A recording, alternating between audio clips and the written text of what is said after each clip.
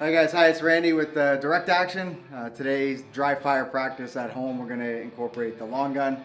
The particular drill that we're going to go through for the next few minutes will be in the event that you have stoppage with an empty magazine, so an emergency reload with the long gun. I'm going to show you how to transition to the pistol and then get both firearms back up and running. All right, so the dry fire practice, ensure that your magazines are checked and that you're loaded up with dummy rounds like I have today. Ensure your practice is safe, smart, deliberate, and controlled, okay? So when you're practicing these drills at home, whether or not you want to wear a complete carrier or rig is totally up to you. Today the demonstration will be delivered from belt carry only, all right? So the first practice, the way the gun is set up, so I've got a magazine on the gun, but the bolt is locked to the rear.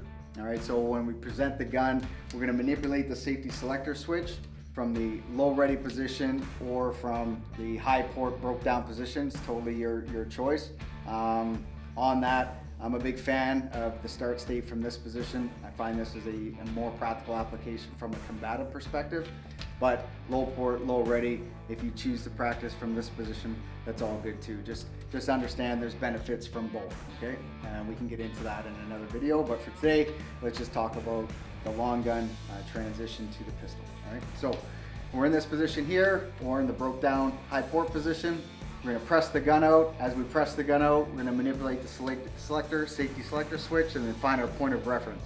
Once we're happy with the sight picture, we attempt to break the shot, and the gun goes click. We either live or dead trigger, activate a bolt catch, a bolt check. All right, so what we're doing here is just visually understanding the state of the bolt. In this case, it's locked to the rear, which indicates to me there's an empty magazine. So as we transition, we're gonna rotate the firearm straight down as we transition to the pistol. Drawing the pistol, marrying up the two hands as quickly as possible. We press the gun out, find our sight picture, and we attempt to break the shot. Gun goes click, tap rack. In this particular case, because there's a one round in the magazine, the slide is going to lock to the rear.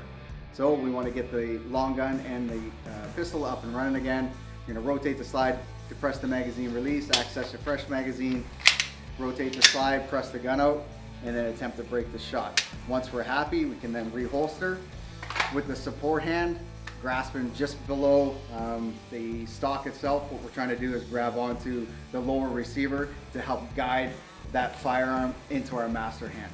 So the support hand grabs onto the stock, and we're going to rotate it up to the master hand. As the master hand grabs onto the pistol grip, we can then depress that magazine, get rid of that one, access a fresh magazine. We're going to index that fresh magazine.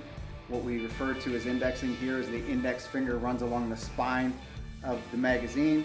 Rotate the magazine well towards your support hand. Insert the magazine, and if you're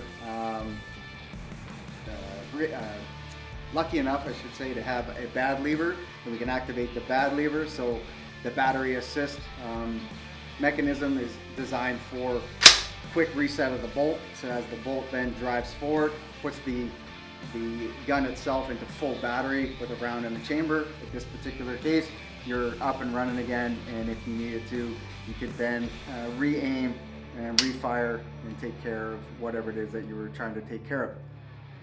All right, so that entire system, or that entire practice, you can set that up multiple times and go through it either with bolt activation, or a battery activation device, so a B.A.D lever, or if you needed to, you can use the charging handle, which is what I'll set it up for one more time, and I'll give you an option using the charging handle. All right, so just give me a second here, and I'll set things up again. So from another angle and another option using the charging handle to basically get your gun at full battery, get the bolt in full battery again, so you could take another shot. The idea here, whether the broke down, high port position or the low ready position, is efficiency of movement, but also a consideration from a combative perspective. If you wanted to strike in this position, as well as if you're moving around other people either on the range or what have you, this is a lot safer, as opposed to in this position here where you're moving and potentially be lasing people left or right of you. So I'm a big fan of this position, but totally up to you. So practice it how you feel. So once again, we're in this position. You can start it with a buzzer. You can just go through the motions in terms of getting really comfortable and proficient with the manipulation of the firearm. So we press the gun out. As we do so, we're going to manipulate the safety selector switch. All right, so in this position, the gun, the way it's set up right now, is the bolt is locked to the rear. The magazine that is on the gun is empty, and the safety selector is on safe. So as we press the gun out, manipulate the safety selector, as in repetition, attempt to fire, the gun goes click, nothing happens. Quick bolt check, you see that the bolt is locked to the rear. That's going to kick off a series of events that you want to get this gun back up and running. All right, so the first order of business is to get rid of this gun, which is no longer useful to you at the time, transition to pistol. Support hand controls the long gun, presses the pistol out, bring the gun up to your eyesight, attempt to break the shot. Break the shot, but in this particular case, the gun goes click instead of bang. We attempt to tap rack. Tap, rack, what happens here is the slide gets locked to the rear, so now we're both guns, primary and secondary, are out of ammunition. Depress that magazine, access your fresh magazine, rotate the slide to your support hand, unlock the slide, and continue to shoot. If you're shooting, good, you're successful. Did it hit, did it work? Maybe, maybe not. If you need to take another shot, you will.